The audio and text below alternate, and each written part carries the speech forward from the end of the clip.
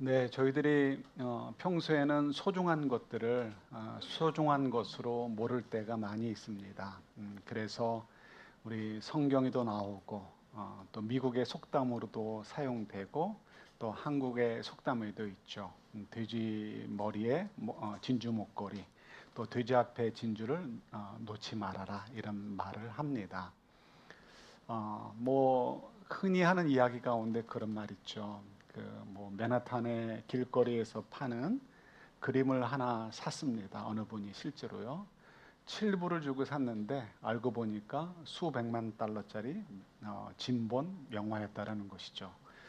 그런 거 볼 때마다 왜 나한테는 안 걸릴까? 그죠? 그런 생각 들지만 사실은 우리 주변에 또 내 삶 속에 그런 보배들이 있다라는 것입니다. 물론 실화입니다. 지난 주일에 아시는 분들은 아셨겠지만 제 눈이 여기가 많이 떨렸습니다. 뭐 1년에 가끔가다 조금 떨다가 말거나 하는데 지난 주일은 아주 지금껏 중에 제일 많이 떨렸습니다. 그래서 왜 그럴까?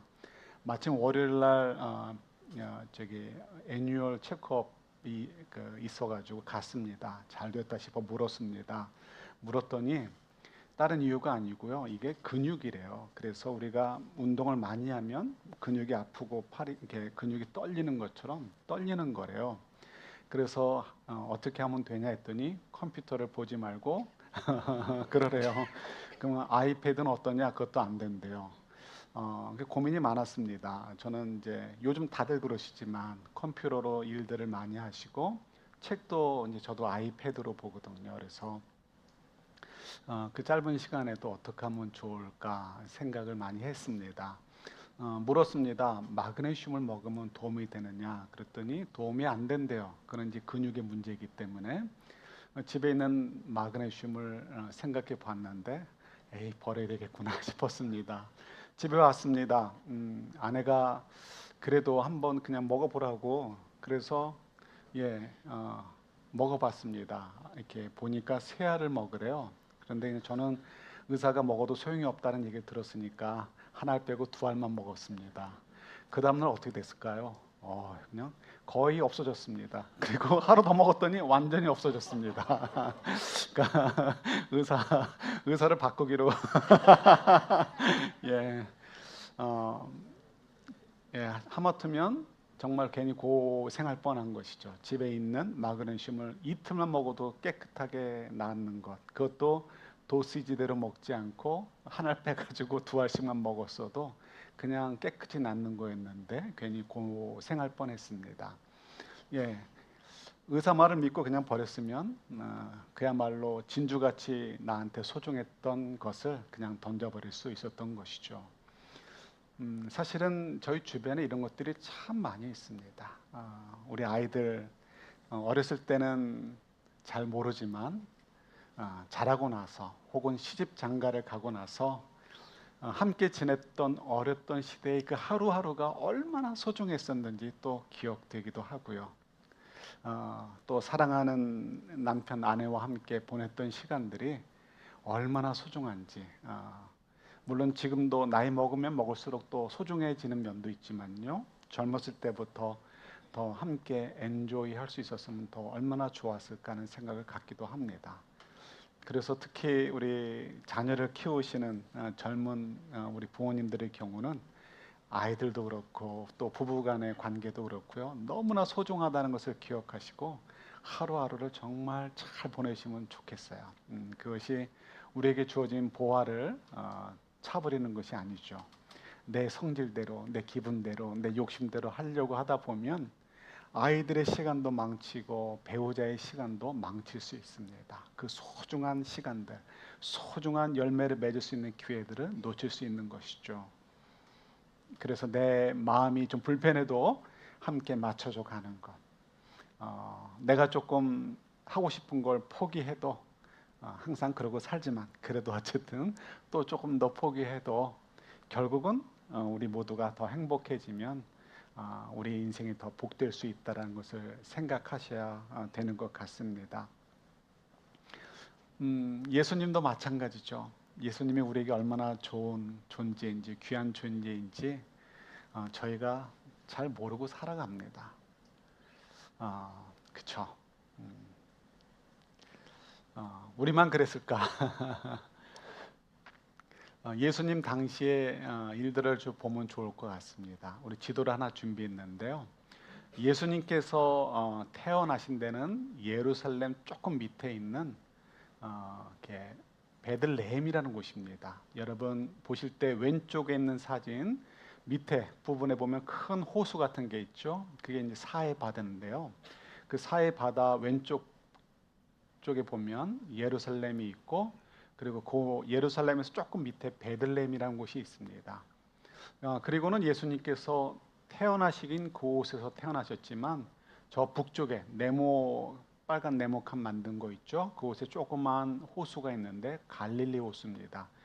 그 호수에서 사신 건 아니고 그 네모 박스 한쪽 구석에 위치하는 그 왼쪽 아래쪽에 위치하는 나사렛이라는 곳에서 사셨습니다.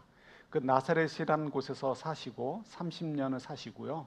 그 다음에 이제 공생애라고 하죠. 3년 동안 이제 사역을 하시는데 그때 사역을 하시기 위해서는 저 산골에 있는 나사렛이라는 곳에 머무는 것이 별로 도움이 안 되겠죠. 그래서 당시에 아주 굉장히 번화하다고 해야 될까요? 교통의 요지이고 상업이 많이 되었던 가버나움이라는 곳으로 이주를 하십니다. 그래서 그곳에서 이제 생활 터전도 잡으시고 그곳에서 이제 본격적으로 이제 예수님의 사역을 하시게 됩니다.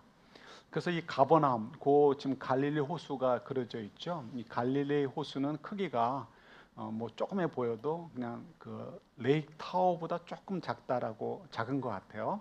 조금 작은 것 같은데 그 레이크 타워보다 조금 작은 굉장히 큰 호수이죠. 그 호수입니다. 그 가버나움이라는 곳에 이주하셔서 지내시는데 그 위쪽에 고라시나이라는 타운이 있고 또 오른쪽 위로 벳세다라는 타운이 있습니다. 그래서 가버나움과 고라신 그 사이에 있는 산에서 산상수훈이라는 말씀을 저희 이제 사람들에게 선포하셨고요. 벳세다라는 곳에서 그 유명한 오병이어의 사건이 벌어지기도 합니다.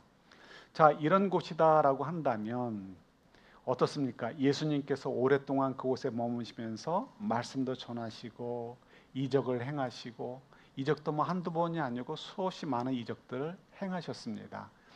그러면 적어도 저 가버나움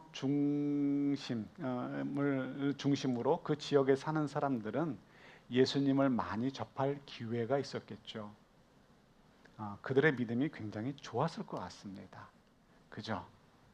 많은 말씀을 들었고 많은 이적을 보았잖아요.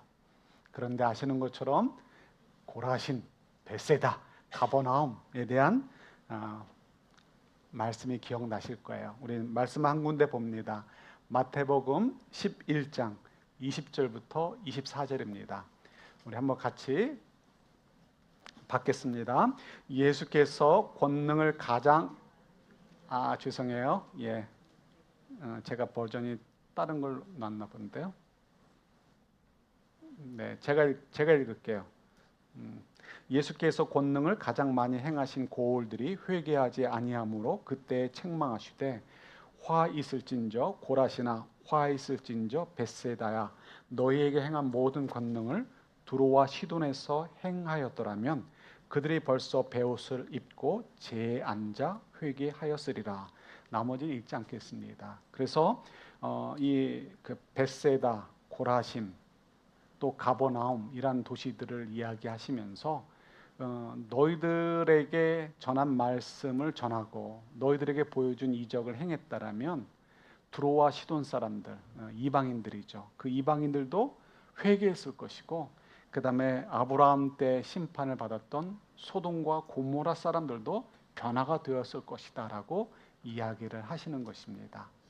그만큼 그 가버나움과 벳세다와 고라신 지역, 예수님께서 많은 사역을 하셨던 지역에 있는 사람들이 그렇게 예수님을 믿지 않았던 것입니다. 도대체 왜 이렇게 안 믿었을까요? 이해가 되지 않지 않습니까? 그 많은 것들을 보았는데도요. 그래서 하나만 더 이제 살펴보면 이렇게 확인을 해볼 수 있습니다. 마태복음 11장 조금 전에 제가 읽어드린 부분이고요.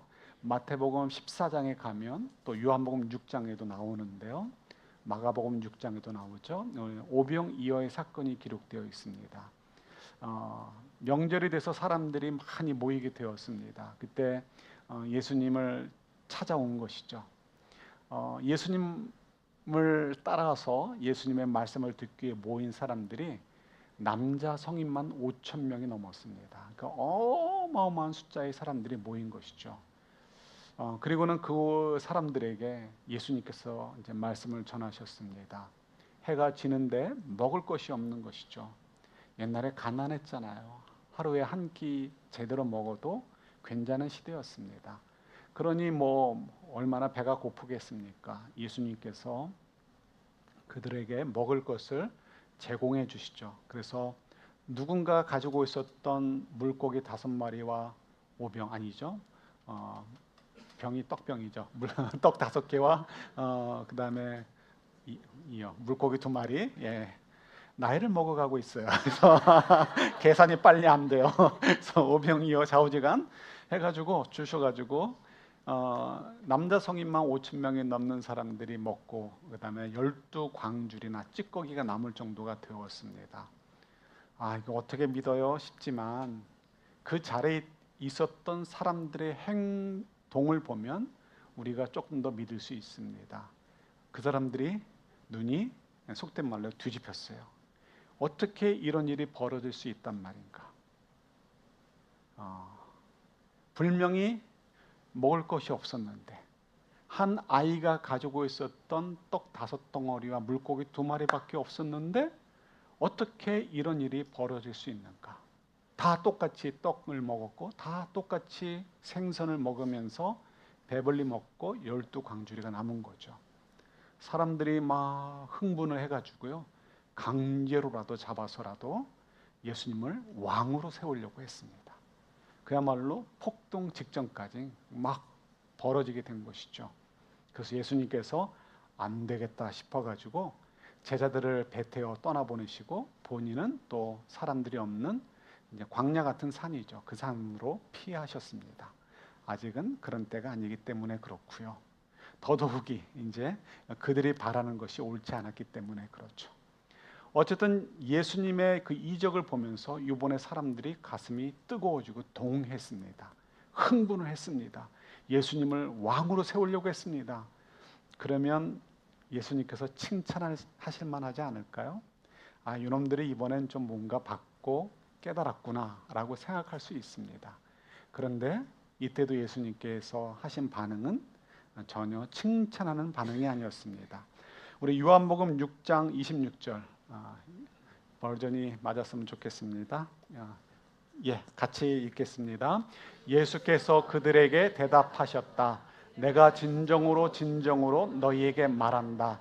너희가 나를 찾는 것은 표징을 보았기 때문이 아니라 빵을 먹고 배불기 때문이다. 아멘. 그 다음날 아침에도 사람들이 소문을 듣고서 막 찾아왔습니다. 그러나 예수님과 제자들은 이미 가버나움 쪽으로 이제 또 다시 자리를 옮기신 다음이죠. 베사다 지역에서 가버나움 쪽으로요. 사람들이 찾아와서 막 이렇게 예수님을 막 높이려고 하니까 예수님께서 하시는 말씀인 것이죠. 너희들이 나를 찾는 것은 표징을 보아서가 아니고 떡을 먹어서 배불렀기 때문이다라고 말씀하십니다. 자, 여기서 이 표징이란 말이 어려운 말인데요. 이 표징은 그냥 단순히 이적을 의미하지 않습니다. 이적을 보고 뭐 반응하는데 뭐가 문제인가 이게 아니고요.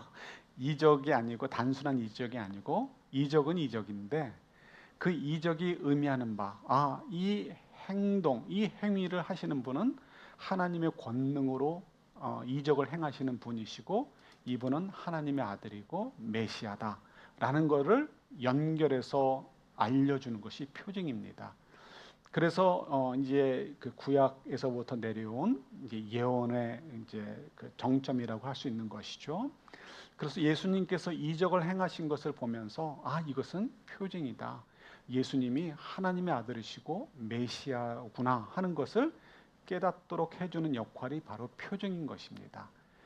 그런데 그 오병이어의 놀라운 사건을 보면서도 이스라엘 백성들은 이적으로만 봤을 뿐이지 그 내용이 담고 있는 표징을 보지 못한 거예요. 그래서 예수님 쫓아가면 배는 굶지 않겠구나 라고 생각을 하게 된 것이죠. 오늘날로 얘기하면 예수님의 능력이 좀 있으신 것 같은데 예수님을 쫓아다니면, 예수님을 믿으면 내가 필요한 것 좀 덜 아쉬워할 수 있겠다 생각한 거죠. 왜요? 예수님께 기도하면 들어주실 테니까. 우리가 생각할 수 있어요? 그게 뭐가 문제입니까? 우리가 필요한 거 예수님께 의지해서 도움 받겠다고 하는데 그것이 무엇이 문제입니까? 우리가 가난해서 먹을 것이 없어서 하루에 한 끼 먹기도 힘든 시대, 예수님 당시에요. 그때 예수님께서 오병이어를 기도 한번 하고 나서 정말 좀 숫자를 늘려서 얘기한다면 10,000명 가까운 사람들이 먹었는데, 그리고 또 12광주리가 남았는데, 그런 예수님을 우리가 붙잡아서 왕으로 세우려고 하는 것이 도대체 무엇이 문제입니까? 내가 며칠 굶다가 예수님 덕분에 떡 한 덩이 먹고 배불리 먹고 예수님을 계속 쫓겠다고 하겠는데 하는 것이 도대체 그것이 무슨 문제입니까? 라고 얼마든지 항변할 수 있습니다. 네, 맞습니다. 우리가 못하는 부분 하나님께 의지할 수 있고 그것 때문에 예수님 믿을 수 있는 것이죠. 자, 그런데 벌써 이 말에서 우리가 한계가 있다는 것을 우리가 주목할 수 있죠. 뭐예요? 내가 부족한 부분을 채우기 위해서 예수님을 믿는 것이 뭐가 문제냐라는 것에 한계가 있다는 것입니다. 자, 설명하면 이렇습니다. 예수님께서 말씀하시는 것은 떡을 보지 말라라는 것이죠. 이적을 보지 말라라는 거예요. 뭘 보라고요? 이적을 행하시는 예수님을 보라는 것입니다. 그 차이가 뭘까요? 이적을 보고 예수님을 믿는다라고 한다면요, 이적을 보고 떡을 보고 예수님을 쫓는다라고 한다면 그에게는 내가 예수님을 믿는 이유가 떡을 얻기 위함이고 나의 부족함을 채우기 위함이다라고 말이 성립이 되는 것이죠. 내가 원하는 바를 얻기 위해서 예수님을 믿는 것이기 때문에, 쫓는 것이기 때문에, 만약에 예수님께서 내가 원하는 바를 주지 않으시면 어떻게 돼요? 실망하게 되고 예수님을 버리게 되는 것이죠. 이게 도대체 뭐가 문제인가 싶을 수 있어요. 잠깐 접어두시고, 그런 분들은 대신에 이제 이적을 보지 않고 이 이적을 행하신 하나님의 아들 예수님을 보는 거예요. 그렇게 되면 어떻게 될까요? 예수님의 본 모습을 우리가 조금이라도 보게 되어진다면 단지 매직션, 큰 능력 있는 분으로 보는 게 아니고 하나님의 아들로서 우리에게 약속되어진 그 하나님의 아들 메시아로 보게 되어진다면 관점이 달라지는 것이죠. 예수님은 누구의 아들이에요? 하나님의 아들이시고, 하나님은 어떤 분이셔요? 우리를 온전하게 사랑하시는 분이시고, 하나님은 우리 인생에 무관하시다가 우리가 예수님을 믿었기 때문에 관련이 생긴 분이 아니라, 우리는 그렇게 느껴질지 몰라도 하나님께서는 창세전부터 저희들을 창조하셨고 계획하셨고 하나님의 프로그램, 그 타임 테이블 안에서 저희들이 살고 있다는 것을 우리가 알잖아요. 그러니까 그 하나님을 통해서 하나님의 아들 예수님을 보게 되어지면 그 완전하신 사랑 속에서 우리를 인도해 주시는 분, 우리가 신뢰할 수 있고 우리 인생을 온전하게 맡기고 그 예수님을 따라가면 되겠구나 하는 생각을 갖게 되는 것이죠. 그러면 때로는 내가 원하는 것을 허락하지 않으셔도 실망하지 않아요. 하나님께서 어떤 일들을 나에게 허락해 주실 것인가, 어떤 좋은 것으로 나를 위해서 예배해 놓으실 것인가를 바라보게 되죠. 이 차이를 아시겠습니까? 이거가 중요한 거예요. 이거가 진짜 믿음이냐 가짜 믿음이냐를 결판짓는 것이죠. 그 수많은 사람들이 가슴이 뛰어가지고 예수님 예수님 하며 쫓아왔는데 예수님께서 냉정하게 얘기하시는 것이죠. 쉽게 한마디로 얘기한다면 너희 그거 믿음 아니야 라고 얘기하시는 거예요. 제가 자주 하는 얘기지만 저도 일상의 삶에서 이거를 많이 이렇게 생각합니다. 여행을 좋아해요. 우리 교회 여행 좋아하시는 분들이 계신데 여행을 하다 보면 계획대로 되지 않습니다. 그러면 어떻게 됩니까? 짜증도 나고요. 탓하죠. 어, 저 차가 끼어들지 않았으면 내가 이번 신호등에 지나갔어가지고 어떻게 했을 텐데 이런 생각에서부터 우리 와이프가 화장을 조금 덜 했으면 늦지 않았을 텐데 이렇게까지 되어지고 우리 남편이 화장실에서 금방 나왔으면 늦지 않았을 텐데 이렇게 생각된단 말이에요. 그래서 여행을 하다 보면 싸움도 하고 뭐 그런 이유가 바로 그런 데서 나오는 것이죠. 근데 여행을 하면서 느낀 것이 있습니다. 배운 것이 있습니다. 내 마음대로 되지 않을 때, 계획대로 되지 않을 때가 반드시 있습니다. 그때 어떻게 해요? 화내지 말라라는 거예요. 실망하지 마라. 실망하지 않으면 화내지 않는 거죠. 화내지 말라. 두 번째, 탓하지 마라. 누구 때문에 아니면 날씨 때문에 무엇 때문에 탓하지 말라라는 거예요. 환경 탓, 뭐 어떤 것도 하지 말라라는 것이죠. 그 다음에 왜요? 하나님이 우리를 인도하고 계시잖아요. 하나님께서 오늘 대신 내가 경험하게 하실 일이 무엇인가 기대하라는 거예요. 여행을 하면서 느낀 것입니다. 그러면 내가 계획했던 것, 사람들이 이곳에 가면 꼭 이것은 봐야 돼요, 이것은 꼭 경험해 봐야 되는 것이에요 라고 하는 것을 못했다 할지라도, 그래서 섭섭함이 있을 수 있습니다. 아쉬움이 있을 수 있습니다. 그러나 인생 전체를 볼 때 절대로 손해가 아니라는 것이죠. 하나님께서 반드시 그렇게 해놓으셨을 때 주시는 더 좋은 유익한 점이 있다라는 거예요. 그날 그 순간에 우리가 깨달을 수도 있고 그러지 못할 때도 있습니다. 아들을 이제 대학에 데려다 주고요. 그때 이제 운전을 해서 갔습니다. 그리고는 그 뉴잉글랜드 북쪽에로 이렇게 여행을 이제 저랑 아내랑 둘이 이제 가게 됐습니다. 너무 조용하고 너무 좋아요. 저도 처음 가는 길이라 차들도 없고 너무 좋았습니다. 그러다가 마음에 걸리는 사람이 있었습니다. 뉴저지에 그때 좀 어려움을 이렇게 겪고 있었던 옛 성도분이 계셨습니다. 우리 쪽에 계시다가 뉴저지로 이사 가셨는데 어려운 일을 당한 분이 있습니다. 갑자기 생각이 났습니다. 어떡해요? 주님께서 또 주시는 마음이다 싶어서 이제 전화를 했습니다. 잘 되지가 않아요. 워낙 우리가 시골 쪽으로 들어와서 일부러 차를 빼가지고 맥도날드 있는 쪽으로 가서 전화를 했습니다. 그래서 간신히 연락이 돼가지고 바로 내려가기로 했습니다. 우리가 조금 더 올라가서 어딘가를 보고 오기로 했는데 그걸 포기하기로 한 것이죠.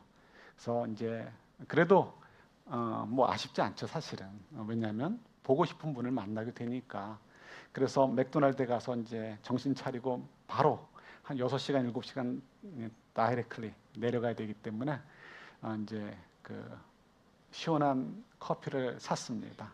사러 갔더니 맥도날드 직원이 얘기합니다. 너 지금 밖에 있는 거 봤냐요? 뭘 봤냐고 물었더니 이 장난감 그 3D 그 뭐죠? 이렇게 영화 보는 그 페이퍼에다 셀로판 용지 붙인 그런 거 있잖아요. 안경 같은 걸 줘요. 그래서 이게 뭐냐 그랬더니 지금 밖에 나가면 개기일식이 된다는 거예요. 그래서 가서 보니까 진짜 해가 반쯤 이렇게 가려지고 있더라고요. 그것도 모르고 평생 살 뻔했는데 한번 방향을 트니까 내 여정은 아니었지만 다른 여정으로 방향을 틀게 되니까 또 경험하지 못했던 것들을 경험하게 하시는 것이죠. 그리고 그보다 더 큰 것은 내려가서 정말 반가운 사람 만나고 또 위로해주고 함께 또 기도하고 올 수 있었던 것. 예, 이것이 인생이고 이것이 여행이라는 것입니다. 우리가 뭘 보느냐에 따라 다른 것이죠. 내가 바라는 것에만 집중하게 되어지면 더 풍성한 것들을 놓칠 수 있습니다. 내가 이적에만 관심을 갖게 되면 그 이적을 행하신 하나님의 아들 예수님을 온전히 볼 수 없게 되는 것이죠. 예수님께서 이 땅에 오셨지만요, 아무나 다 예수님을 보지 못합니다. 진주보다 더 귀하신 예수님이시잖아요. 하늘엔 영광, 땅 위에는 평화로다. 그 예수님께서 이 땅에 오셨지만 많은 사람들에게는 아무 의미가 없습니다. 오히려 예수를 죽여라, 죽여라라고 외치는 사람들이 되었고요. 오병이의 기적을 보았던 사람들의 대부분도 그런 사람들이 되고 말았던 것이죠. 그리고 예수님을 조롱하고 예수님을 우습게 여기는 사람들이 대부분입니다. 과거나 현재나. 예수님을 예수님으로 볼 수 있다는 것은 은혜죠. 은혜죠. 그 저희들이 조금이라도 믿음이 있어서 예수님을 하나님의 아들로 볼 수 있고 나의 인생의 인도자, 나를 책임져 주시는 분, 내가 의지할 수 있는 분으로 우리가 조금이라도 그려질 수 있다라고 한다면 여러분들의 마음엔 누가 계시는 거예요? 성령님이 와 계신 거예요. 그러니까 얼마나 감사한 일입니까? 그래서 우리가 이적을 바라보고 믿는 것이 아니라 예수님 때문에, 그 일을 행하시는 예수님 때문에 믿을 수 있는 저희들, 그 예수님을 바라보고 그 예수님을 향해서 나를 맡길 수 있는 저희들이 되어야 되는 것이죠. 그럴 때 예수님이 돼지우리에 던져진 진주가 되지 않는 것입니다.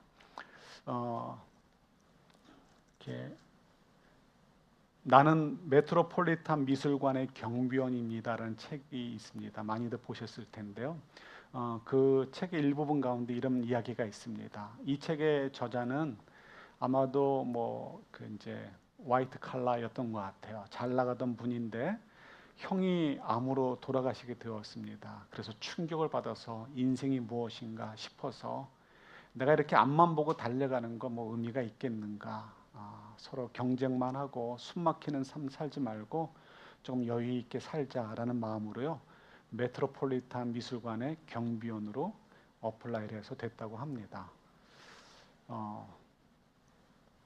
그러면서 이제 이분의 책 가운데 보면 이런 이야기가 나옵니다. 정말 예술 작품을 제대로 보려면 아침 일찍 오래요. 사람들이 없을 때, 그죠? 와가지고 감상하라는 것입니다. 그리고 적어도 1분 동안은 어떤 작품을 보면 이 작품이 누구의 작품인데 어느 시대 작품이고 이때 당시에 이렇게 그 기조는 어땠고 트렌드는 어땠고 이 작품의 특징은 뭐고 이 작품의 장점은 뭐고 약점은 뭐고 이런 걸 생각하지 말고 보라는 것입니다. 그냥 가만히 쳐다보라는 것이죠.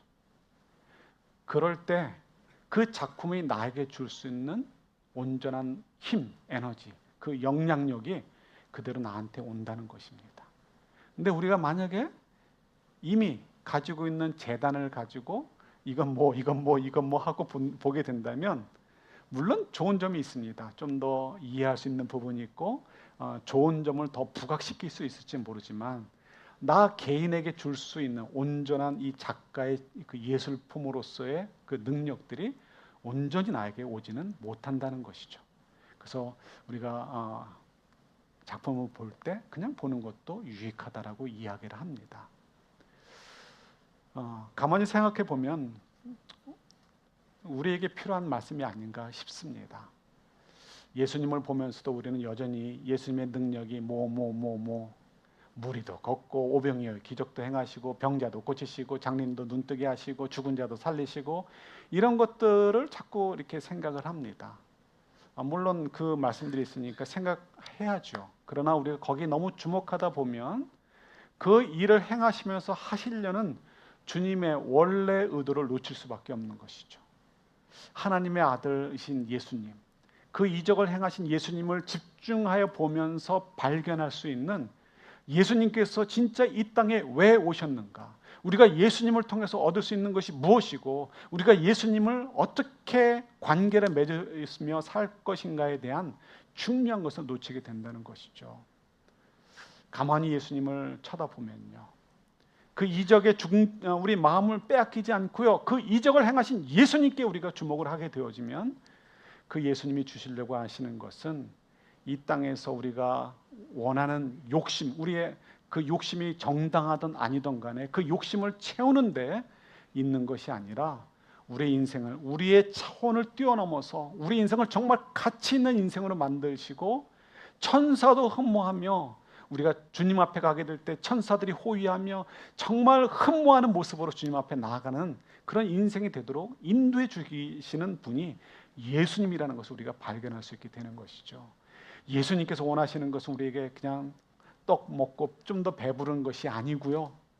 우리의 필요를 좀 더 채워주면서 좋았지 이렇게 하시는 것이 아니라 진짜 중요한 것이 무엇인지 예수님을 통해서 생명의 떡을 발견하고 영생이 무엇인지, 생명이 무엇인지, 우리가 하나님의 자녀로서 사는 인생의 가치가 무엇인지를 발견하도록 우리가 그것을 예수님을 보기를 원하신다는 사실을 기억하셨으면 좋겠습니다.